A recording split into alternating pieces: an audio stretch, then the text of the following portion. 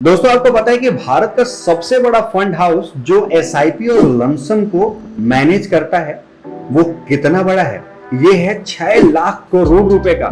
और इसमें मैं आपको 3 ऐसी बेहतरीन स्कीम के बारे में बताने जा रहा हूं जिसमें आप मात्र 500 रुपया से इन्वेस्ट करना शुरू कर सकते हैं। 500 रुपया मंथली से इन्वेस्ट करना शुरू कर सकते हैं और लमसम में भी अगर चाहें तो आप यहाँ पे 5000 रुपया से स्टार्ट कर सकते हैं। तो चलिए दोस्तों शुरू कर लेते हैं, जानते हैं कि ये स्कीम क्या है और कैसे ये काम करता है, किस तरह से ये आपको भी बेनिफिट दे सकता है। तो चलिए शुरू करते हैं। नमस्कार, मैं हूं आनंद कुमार, आप देख रहे हैं फाइन इन्वेस्ट यूट्यूब चैनल। पहला स्कीम है वो है एसबीआई का ब्लू चिप फंड। दोस्तों एसबीआई का blue chip fund large cap में डील करता है। लार्ज कैप का मतलब ये है कि लार्ज मार्केट में ये काम करता है और टॉप 200 कंपनीज के अंदर इसके स्टॉक्स होते हैं।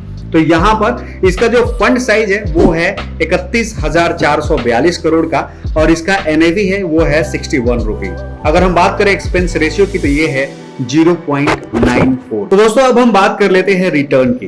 तो दोस्तों यहां पर जो इस तरह के जो फंड होते हैं उसके रिटर्न अप डाउन भी होते रहते हैं, लेकिन अगर आप लार्ज टर्म की बात करें या लार्ज ड्यूरेशन की, लॉन्ग ड्यूरेशन की बात करें तो यहाँ पे आपको अच्छा रिटर्न भी देखने को मिलता है।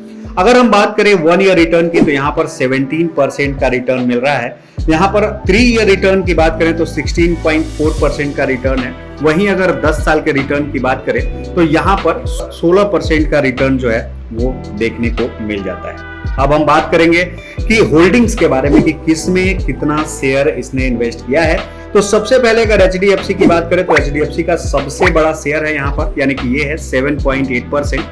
वहीं आईसीआईसीआई बैंक की बात करें तो यहाँ पर 7.2%, इंफोसिस की बात करें तो यहाँ पर 5.4%। तो अक्सर अगर आप देखें तो फाइनेंस सेक्टर में इसका सबसे ज्यादा स्टॉक है, यानी 28% इन्होंने फाइनेंस सेक्टर के अंदर डाल रखा है। दूसरा ऑटोमोबाइल के अंदर डाल रखा है जिसका स्टैक है 12% और टेक्नोलॉजी के अंदर जो डाल रखा है वो है 11% का। तो यहाँ पर आप मिनिमम 500 रुपए से एसआईपी की शुरुआत कर सकते हैं और मैक्सिमम 5000 लमसम से भी आप इसकी शुरुआत कर सकते हैं। अगर आप 1 साल से पहले इसको आप पैसे को बाहर निकालते हैं तो यहाँ पर आपको 1% का एग्जिट लोड देना पड़ेगा, लेकिन अगर आप 1 साल से बाद अगर आप इसको निकालते हैं तो यहाँ पर कोई भी एग्जिट लोड नहीं देना है।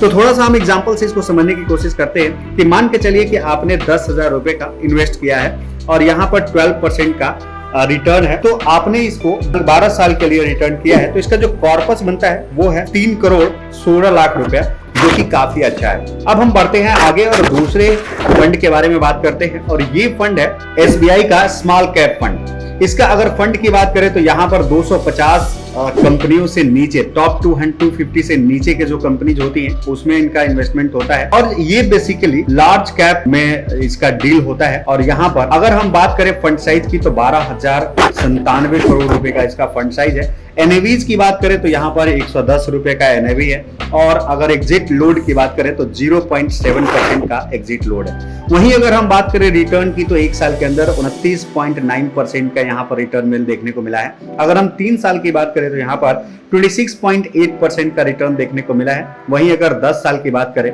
तो यहाँ पर 25.5 यानी कि 25.5% का रिटर्न देखने को मिला है। अब हम बात कर लेते हैं शेयर होल्डिंग की। तो यहाँ पर सीला ग्रुप के पास 4.6% का शेयर होल्डिंग है। वेदांत फैशन के पास यहाँ पर 4.5% का शेयर है।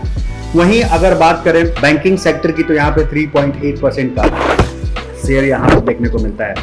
तो इस तरह से अगर हम बात करें सेक्टर वाइज तो कैपिटल गुड्स में 17%, कंज्यूमर डायरेक्ट में आपका 10% और केमिकल के अंदर 12.3% का शेयर है। तो ये जो है काफी अच्छा है अगर आप इसमें इन्वेस्ट करते हैं। लेकिन अगर हम थोड़ा सा एग्जांपल से इसको समझने की कोशिश करें यहाँ पर तो आप यहाँ पर मिनिमम 500 रुपीज से एसआईपी की शुरुआत कर सकते हैं और लमसम 5,000 रुपए से कर सकते हैं।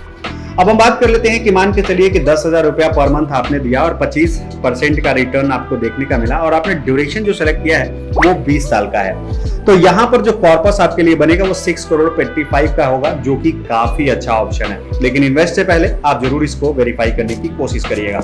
अब हम बात करेंगे तीसरे फंड की और ये है एसबीआई का फोकस इक्विटी फंड। अब यहाँ पर फोकस इक्विटी फंड का क्या मतलब होता है? अगर हम बात करें फोकस इक्विटी फंड की तो ये मतलब होता है कि जो आपका पोर्टफोलियो है उसके अंदर 30 स्टॉक से ज्यादा का पोर्टफोलियो नहीं बनेगा।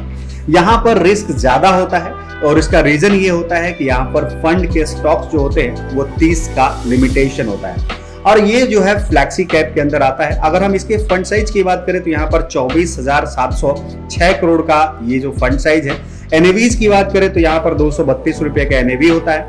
अब हम बात करें थोड़ा सा रिटर्न की तो यहाँ पर एक साल में 24.9%, 3 साल के अंदर 18.77% और 10 साल के अंदर 17.93% का आपको रिटर्न देखने को मिलता है। इसी तरह से अगर हम बात करें तो इसका जो टोटल शेयर है लार्ज कैप के अंदर वो है 65.59% और मिड कैप के अंदर 34.3% का शेयर जो है यहाँ देखने को मिलता है। वहीं हम बात करें इक्विटी की तो यहाँ पर आपको मुथूट फाइनेंस के अंदर 6.5%, आईसीआईसीआई के अंदर 5.7%, एसबीआई के अंदर 5.4% का इन्वेस्टमेंट यहाँ पर शेयर चल रहा है और आगे भी बहुत सारी कंपनियां हैं जिसके अंदर इन्होंने डाल रखा है। लेकिन अगर सेक्टर वाइज बात करें तो यहाँ पर 29% फार्मा सेक्टर के अंदर जा रहा है और 12% आपको सर्विस सेक्टर में देखने को मिलेगा और वहीं अगर हम बात करें हेल्थ सेक्टर की तो यहाँ पर 11.99% आपको हेल्थ सेक्टर में देखने को मिल जाएगा। अब हम बात करें अगर मिनिमम इन्वेस्टमेंट की तो यहाँ पर 500 रुपए से अपना एसआईपी की शुरुआत कर सकते हैं, वहीं 5,000 रुपए से लमसम की भी शुरुआत कर सकते हैं। अगर आप एक साल के पहले इसको ब्रेकआउट करते हैं तो यहाँ पर 1% का आपको एग्जिट लोड जो है वो देना पड़ सकता है। लेकिन मुझे लगता है कि कोई भी इन्वेस्टमेंट आप करें तो उसके पहले एक बार आप जरूर वेरीफाई करें ताकि आपको बाद में कोई भी समस्या ना हो। तो दोस्तों उम्मीद है कि आपको ये वीडियो अच्छी लगी होगी। अगर वीडियो पसंद आई तो वीडियो को लाइक करिएगा, चैनल को सब्सक्राइब करके बेल आइकन को दबाइएगा ताकि इसी तरह की वीडियो जब भी आती है सबसे पहले आप तक पहुंचाया जा सके। तो दोस्तों हमारे साथ बने रहने के लिए बहुत बहुत धन्यवाद। जय भारत।